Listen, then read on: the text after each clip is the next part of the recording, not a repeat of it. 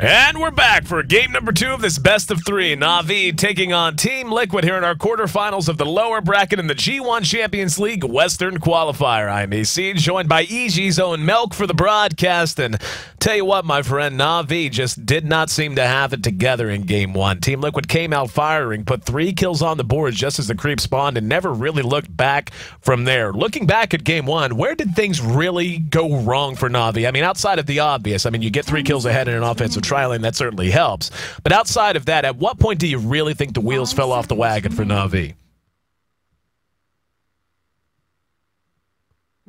And gonna guess he is either AFK or... Oh, I'm him. No, I'm here. There's the man. There's the man. Okay. I think it went wrong with when Bulba and Fluff on the Beastmaster and Lina started going around the map and killing off Phonic twice, killing off Dendy. And really started taking control of the map and making sure that Korra could get back into the game. And Bulba got up the fast arcane boots and mechanism. And basically, it was downhill all game for Liquid. So they could just have TC solo bottom lane against the tri lane and even pick up a kill. So I think everything went wrong for Na'Vi. I hate to add fuel to the ping fire, but it was on US East, so this might be one of the reasons Na'Vi pick Cuddle PL so often, is if they play on US East hosts, that's a lineup you can get away with playing on high ping, right? I'd say. Well, Na'Vi looking to turn things around quick, fast, and in a hurry here in game number 2. I didn't actually get a chance to check the server. As I understand it, you know, in situations like this, it's always 1-1 coin flip. So this should be on a server much more ping-friendly to Na'Vi, with the West Coast players of Team Liquid certainly probably struggling as they reach out to what I would imagine is going to be the Luxembourg server. But again, don't quote me. Is it this game will be played on Luxembourg. Okay. So we'll see what Na'Vi's going to have up their sleeve. Magnus is still available, and I know for a fact that Puppy loves to draft a mag. It wouldn't surprise me at all to see a mag Rubik pick here, especially with the pings being in their favor. Dindy has been playing a lot of mag, and I mean, let's be honest, Dindy's mag, it tends to be hit or miss. He'll have games where he just puts on a fantastic show and really shows you how to play the hero. But then there are some games when he just does not have things really go their way. So with that in mind, I mean, you know, looking at, and you touched on this in game 1, and I think it's worth expanding upon, that Keeper of the Light, yeah, there's the Rubin, actually. So I love the Bane pick coming out so early. That's a hero I feel like has really had his popularity and utility come to the forefront of the competitive scene here lately. I think that's a great pickup and a well-thought-out draft from Puppy already, knowing that Bane can actually counter the Nakes right from the get-go with Enfeeble on the Nakes, pretty much eliminating Nakes as a threat in any lane they match up against each other. And later on, it's really good to shut down carries as well with Fiend's Grip. And he didn't really need to pick up the Magnus right now. One of the reasons behind this is stacking up melee heroes, first of all, isn't all that great. And Magnus plus Lifestealer isn't all that good of a combo, because the Empower on Nakes wears off as soon as he rages.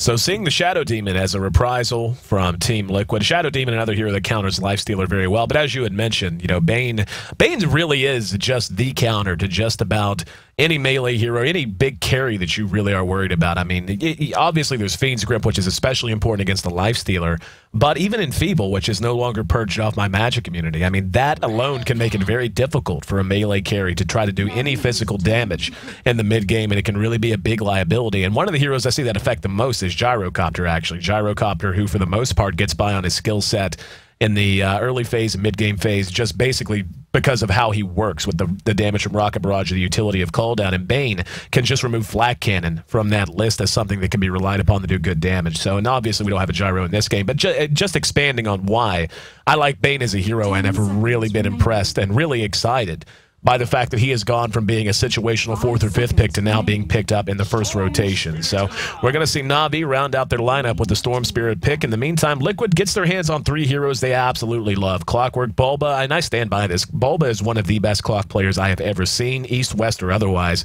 Then the Lifestealer for TC, if he will indeed be farming it. And Shadow Demon, of course, a speciality of IX Mike. The one kind of question I do have, though, is the Lone Druid was available to them there. And one of the more potent combinations I ever see is a Lone Druid Lifestealer. That's definitely true. I think they have some role issues if they do go Lone Druid. If they want the Clockwork real bad, which I could imagine they wanted because of the Bane for starters, and Bulba playing an amazing Clockwork, he needs to be playing that hero. And I rarely ever see Korok play the Lifestealer, whereas TC both plays Lifestealer and the Lone Druid, and I haven't seen Korok play the Lone Druid either, so they probably have a plan and some roles they want to stick by, and that's why they didn't want to pick up the Lifestealer. They picked up the Shadow Demon as the support, despite there was no risk in Na'Vi picking up the Shadow Demon, but they could potentially ban it out. I'm not even sure they would have, but they could have. And now they force Na'Vi to ban out heroes like Lina and Lesrek, the obvious follow-ups to Shadow Demon. Navi's turn to ban. So I think both drafts are fairly well thought out. I'm a bit surprised about the Storm Spirit pickup, because it wasn't to counter Liquid from getting Storm Spirit again. They already picked the Shadow Demon and the Clockwork, and if Na'Vi didn't want them to have the the Storm Spirit after that, they could have just banned it out in the second phase. Yep. And Magnus was in the pool. Magnus is still in the pool, coming out from the second ban phase. But surprised Na'Vi didn't pick up that hero. Maybe they're not as confident in it. Maybe they have a plan the other way around. Maybe they want to put on the aggression. I think we could very well see both teams go all out in wanting to fight all the time. I think Na'Vi is frustrated right now. Yep. If I'm not mistaken, they're still boot camping. So I think Poppy has a plan. Poppy wants to lay it on hard and put Liquid in their place. Well, Storm Spirit is a hero that is you see Storm on Na'Vi. I don't know that I've ever seen that hero played by anyone but Dindy. So, and the thing about that is he does tend to run that hero mid. So looking at Liquid, the two options that jump out to me immediately are Gyrocopter as well as the Mag. And they do start to run into some problems, like you said, with who's going to be playing on what role. Lifestealer is not the most particular. They're going to get a TA, so there's going to be their mid instead of the Mag. That's actually a little surprising to me.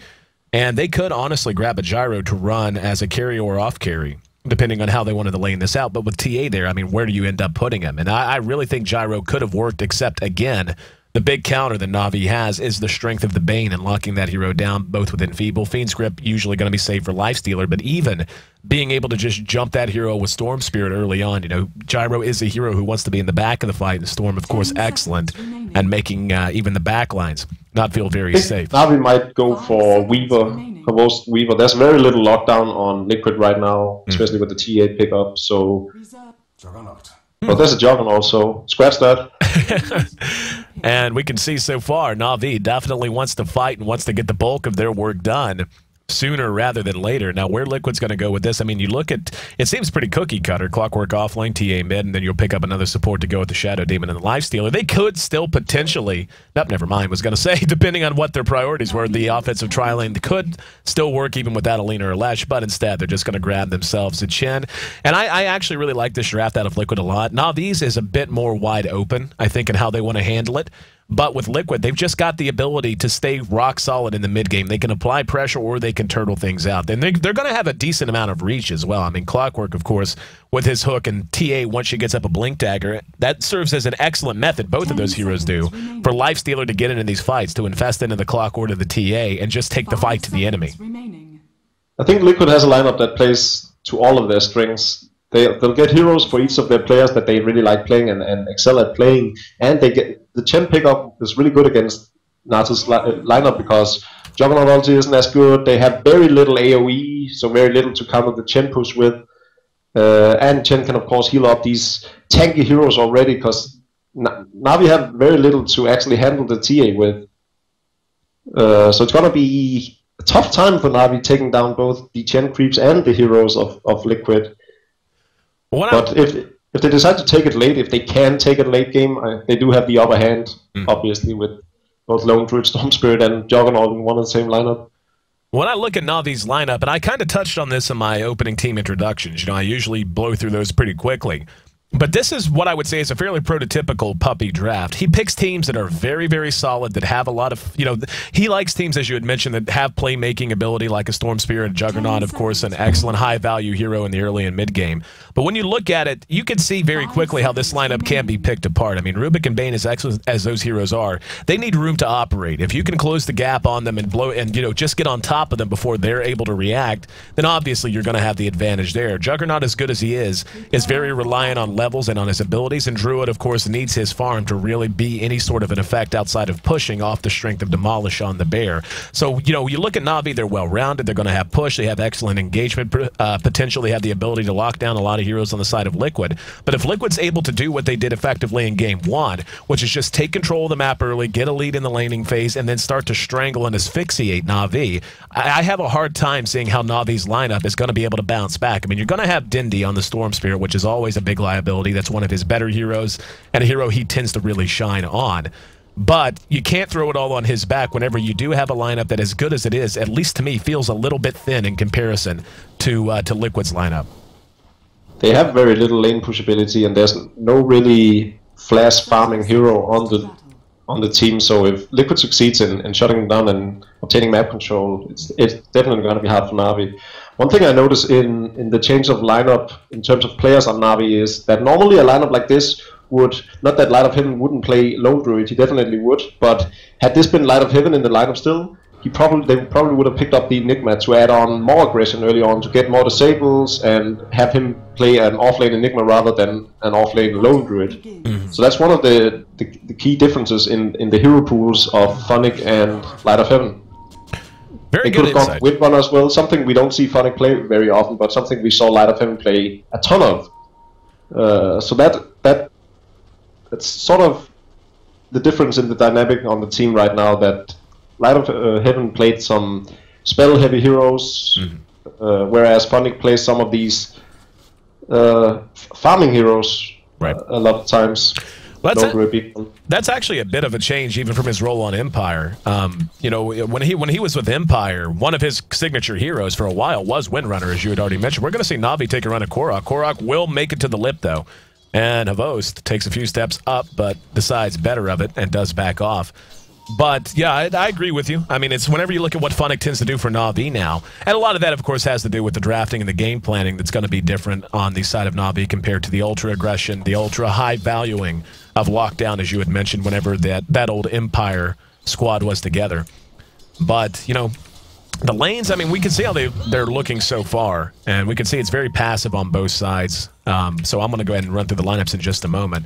But before I do, hang on, actually, Bulba might be in trouble. He's got some cogs, and he will go ahead and drop them. Bane's going to be there with the Nightmare. Kuro's going to have telekinesis as well. Dindy, he is level 2, so he drops the Remnant. Bulba should end up dead here, and will, almost certainly. So First Blood goes the way of Dindy, and that's certainly a nice start for Na'Vi. Great lane matchup coming out and choosing to put the Juggernaut mid against the TA rather than the Storm Spirit. But with that First Blood on the board, both teams look like they're going to go ahead and back off. Nope, check that. Liquid not going to give me time to call the names out. They're looking for revenge, as we have Fluff and IX Mike making their way up to this top lane under cover of smoke. Ganking a Storm Spirit, tough when he's level 6. When he's level 3, not necessarily the hardest thing to do, so Dindy might be in a bit of trouble here. He doesn't have a whole lot of help in range either. So, and this is honestly the best possible place he could be standing for Liquid. So many ways you can abuse the vision there, and Dindy going to spot it out, but will be disrupted. Bulba's going to close the distance, drop down the cogs, and Dindy not going to be able to do much of anything, but telekinesis there. Puppy does react, and there's the Nightmare to try and bail their buddy out. Let's see if it's going to be enough. Rocket Flare's there. Dindy will be netted down and cleaned up. Bulba taking some damage, though. A couple more auto attacks might be enough. Bulba will end up being a return kill. Now, Fluff's not done. Kuro's the target. Doesn't have a net to throw. Puppy now going to be the main focus. He's going to be able to make it away, though. And there's a telekinesis on the Dark Troll Warlord, but a good disruption there allows Fluff to close the distance again, and the net is off cooldown. They're going to grab Kuro. He's got 2 stacks of Shadow Poison, going to try to deny himself, but no such luck. And Puppy comes back to re-engage, has very little health, wants to go one-on-one with Mike. Dindy's back up, and we're going to see Test of Faith get 1 kill. Fluff might end up being returned, and Dindy using the Vortex, but Fluff still running. Look at the body block! The Dark Troll Summoner blocking Dindy and keeping the last auto attack from going off. One of the most little subtle plays you'll ever see, but man, did it make a difference. That entire series of play was great coming out from Fluff. He was very patient with the first net from the Dark Throne Warlord, so that the net was still up when Nightmare went off from Poppy. I'm not sure that Nightmare was too good either. I think there's a higher probability of the Storm surviving had he not used Nightmare on him. Secondly, Poppy again with a minor misplay. He had Brain Sap up when he was chasing for around for IX Mike, and instead of using it straight away, he actually allowed Chen to nuke him down with Test of Faith and never getting off the Brain Sap, which in turns allowed IX Mike to get away and Poppy die. We can see Avos actually putting on some decent pressure here to Korok, and very easy to forget the way that the Blade Fury damage does register does of course pop down refraction charges, and so long as he's a little bit quicker, or at least on par with movement speed with TA, he will be able to chase her back, and refraction not so much as a free card out of trouble or a free way to get out of trouble. The bear taking a bit of abuse from Fluff here, and wow, he may just kill this bear.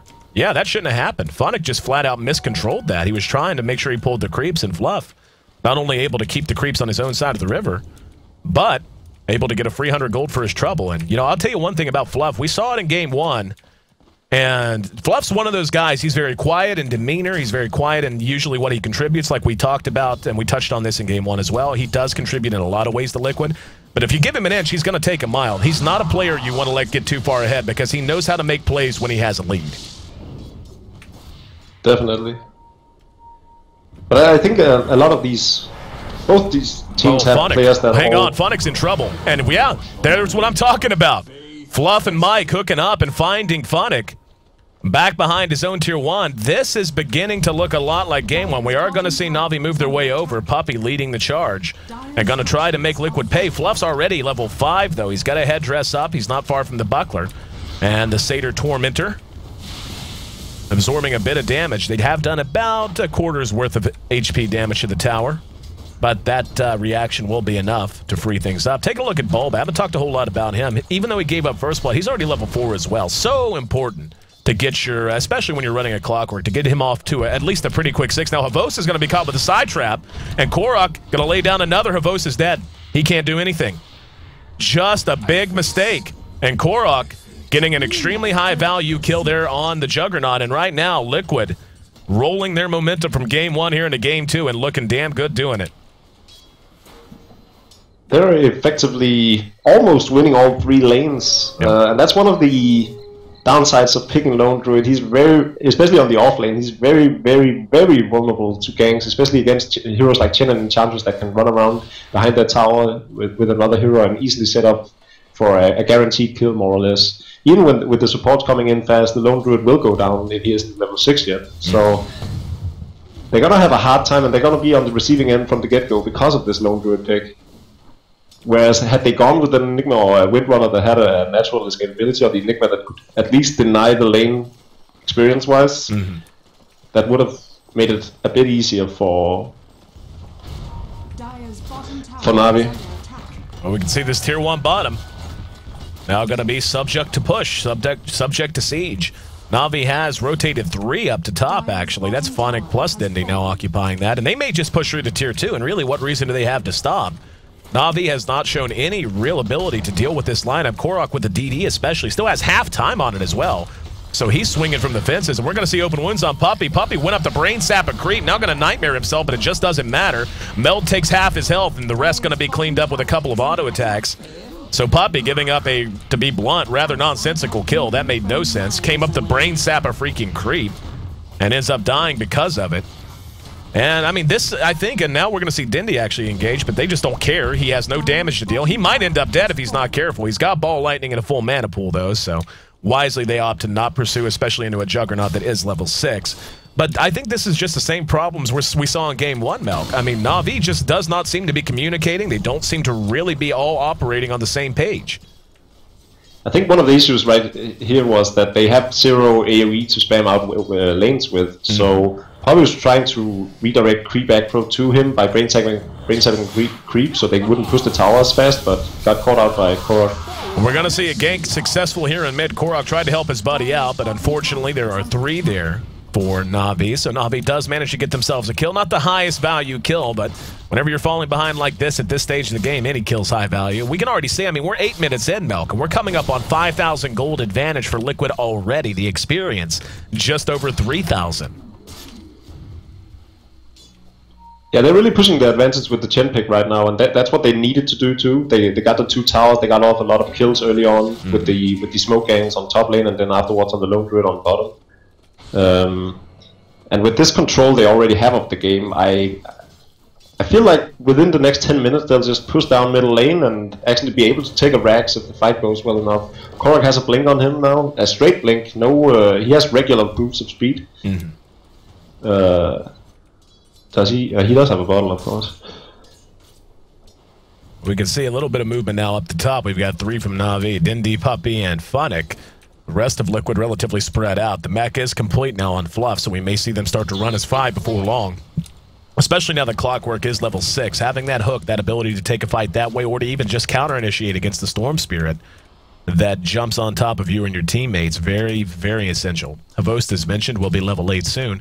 Haven't really had a lot of time to talk about the farm. I mean, 9 minutes and 9 kills means we had a lot of action. Now Bulba gonna be caught out and punished. Mike is there, and there's big TP reactions coming in. Koro gonna be caught with the open wounds. He's gonna be pursued out. Kurok's there as well. Dindy's gonna go ahead and go on Mike. Mike looks to be in trouble. In the meantime, Korok will end up dropping. But now they're overextended. Dindy doesn't have a lot of mana and might end up being a return kill. And he will. Ends up dropping very easily. They're going to pursue Puppey. Sidetrap going to slow him down. Let's see how much they want to commit to this. He's going to be nightmared. Korok with refraction charges and his Blink Dagger. Half his health in one meld. And there's no way Puppey survives here. Havost, though, might be able to get a return kill. Hand of God gets Korok back in fighting shape. And we're going to see the hook actually not connect. Bulba unable to get the job done. They're going to get them both. So and there's a mech up on Fluff, so they're going to be able to push the tower too. He just healed up Korok from almost dying from the Juggernaut. I don't think he would have. Fraction took off the last spin from late Fury. 10-5. I honestly don't know, Melk. I mean, have you seen Liquid look this good? I've seen them play some great games. I've seen them win a lot. But they are just doing everything right in this series. Game 1 was a complete walkover almost. And now in Game 2, I mean, obviously they're losing heroes once in a while. Mike's going to get off the disruption. Here comes the team. And Dindy going to have to get the hell out of Dodge and get out quick. And we're going to see Korok just engage, take some health, and force a ball lightning. And TC infested in. Looked like they wanted to pursue, but thought better of it. But, I mean, every aspect of the game right now, from their drafting to their laning to their execution in fights, counter-initiation, TP reaction, and getting things together on the push, it's just hard to imagine they could play any better even if they tried. Liquid is playing great, no doubt. Na'Vi seems a bit shaken by how much aggression that's being put on them in Game 1 and now in Game 2.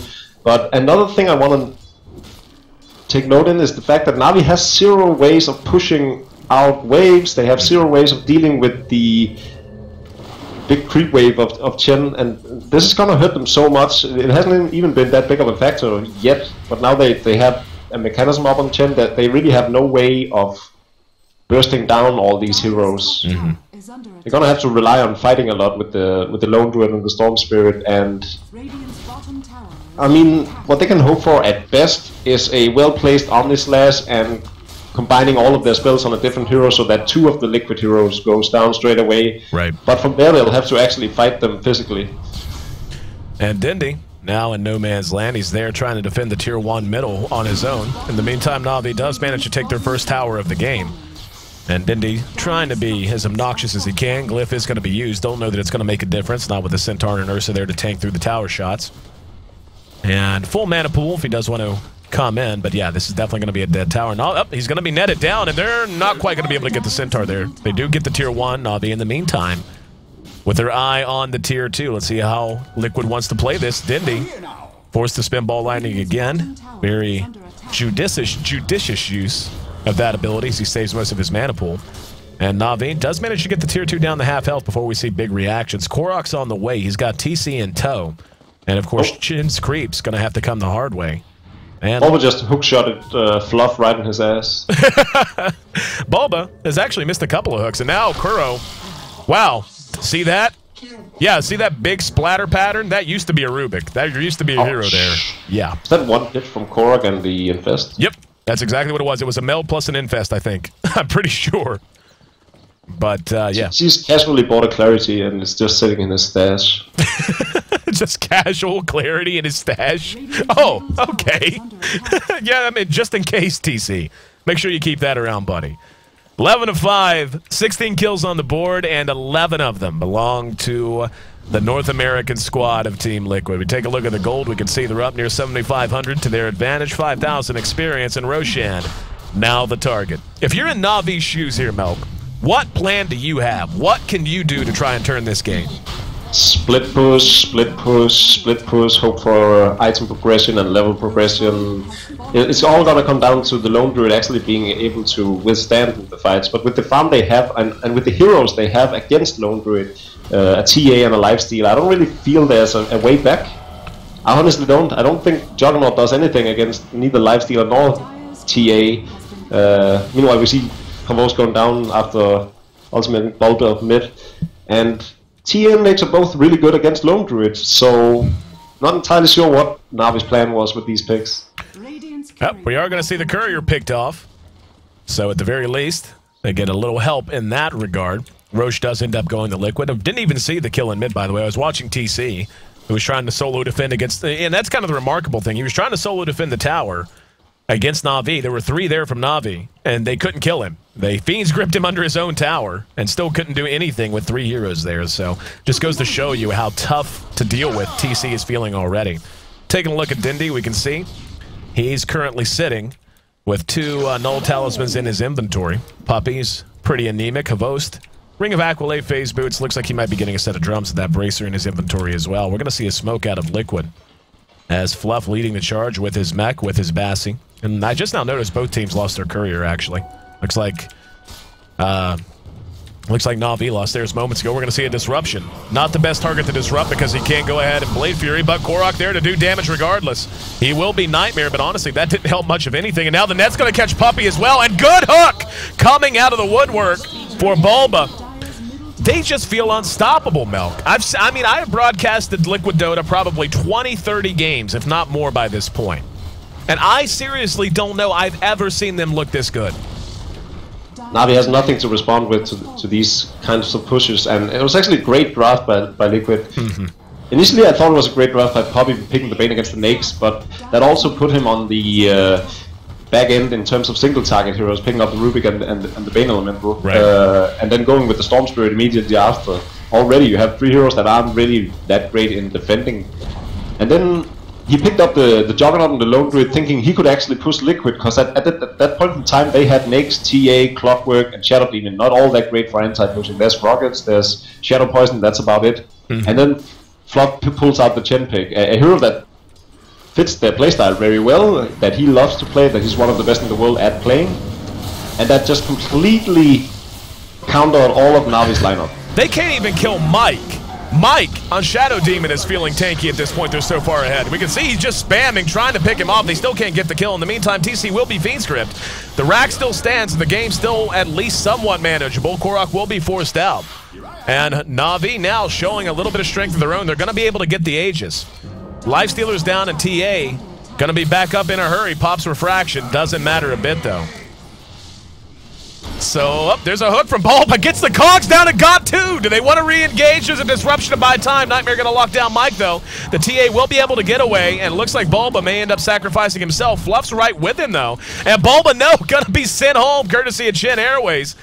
And IX Mike does end up being tracked down. In the meantime, Korok's still up and fighting. He's got a Blink Dagger. Fluff turned around for a minute. Going to guess a little bit of mismanagement there as he does end up cleaned up. So Na'Vi at least able to keep the racks up. And Liquid looking great, but overextending a little bit. It's going to cost them a Tier 1 tower as well. A little bit. That was overextension in its purest form. That was exactly what Na'Vi needed. I don't think they could have hoped for anything better than this. Now they'll actually be able to take down towers, gain a lot of gold. We saw Funny completing the Armlet of Morrigan right before the fight. Now he's sitting on 1600 gold. Suddenly, Poppy actually has 1,000 gold on him. It seemed to be a bit of misplay on Liquid's end. They had 2 heroes deep within past the barracks actually, and then the rest of the team was standing beneath the ledge of the base. Yep. Taking a look at Havost, we can see he just picked something up. What did you get, Havost? Probably the rest of his drums, if I had to guess, and that will be the case. So he's at least beginning to progress in his items, as you had mentioned. Really the #1 goal they have to have, the armlet up on the old Panda Bear. I'll tell you one thing I don't like about the Panda Bear is with the armlet up, he doesn't have the LA lights. It looks like just his feet glow whenever it's the regular bear. So I like making the LA lights reference for all you 90s kids in the United States. But anyway, Korok does have a passenger. He's got a blink dagger phase and drums of his own, and he's looking for a target. Na'Vi playing together pretty solidly. So, I mean, after we see that overextension, as you had mentioned, I mean, I put it kind of mildly, they just hung around way too long. Just how big of a difference does that make if you're Na'Vi? How much ground does that allow you to close, and how much hope does that give you for a comeback? Well, it makes all the world difference for Na'Vi, because that's pretty much all they could have hoped for in terms of coming back. I mean, well, Liquid probably could have done it much worse. Maybe they could have gone into the base and all just hold their ground and stood still without attacking.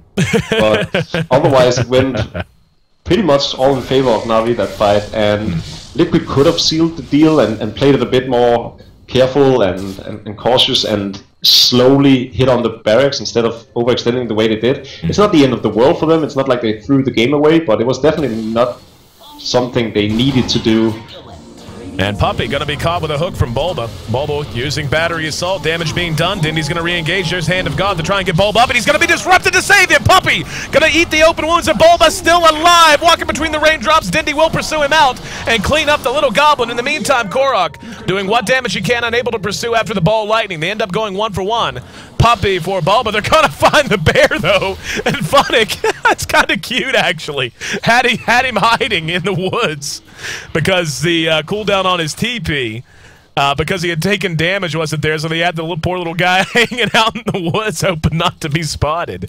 15-10, Na'Vi trying to get something done on Liquid's side of the river. They do, but it costs them a bane in their own right. And now it looks like Liquid's back on the warpath, moving up towards this last remaining outer tier tower in top.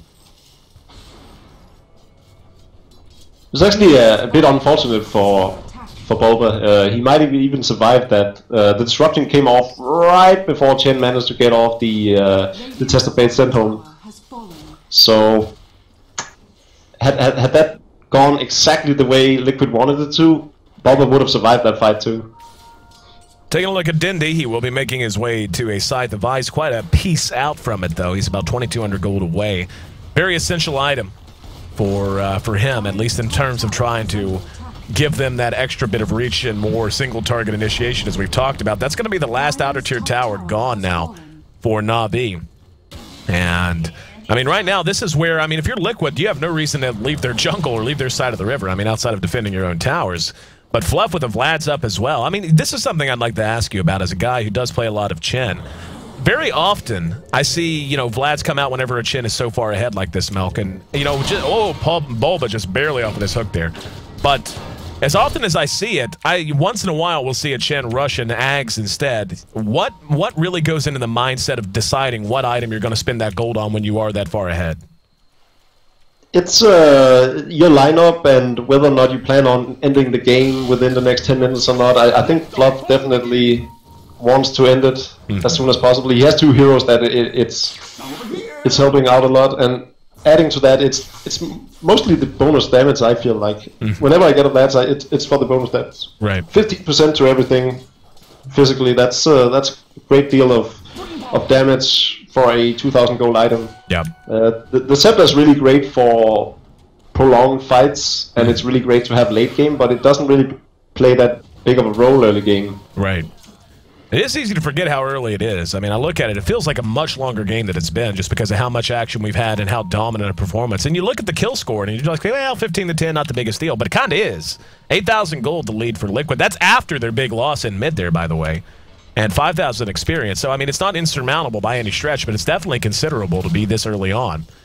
And, you know, I think the reason I brought that up regarding the Scepter, and we may have action, so I may have to interrupt my thought, but like, when I look at the team of Na'Vi, I don't see a lot of sustained DPS until the Druid gets his items up. Now Kuro's going to be spotted, netted, and probably cleaned up. No, probably, too. It will be sent back to the well in a body bag. But, you know, I look at their team. I see a lot of burst. I see not the most amount of sustained DPS out of them, especially when you're talking about the Juggernaut, the Bane, and so forth. And it would seem to me that a Scepter might be a better choice, just being able to continually apply pressure and keep those heroes fighting without all of their skill set available.